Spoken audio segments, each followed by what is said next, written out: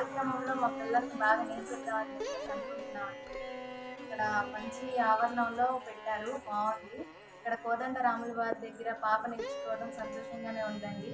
నేను కోచింగ్ అని వెళ్తుంటే బయట పోస్టర్ చూసి ఫోన్ చేశానండి. సార్ ఫోన్ ఎత్తి చక్కగా చెప్పారు. ఇక్కడ అంతా బాగుందండి, పిల్లలు పాటలు నేర్చుకుంటున్నారు, డ్యాన్స్ కూడా నేర్చుకుంటున్నారండి. అంతా బాగుందండి.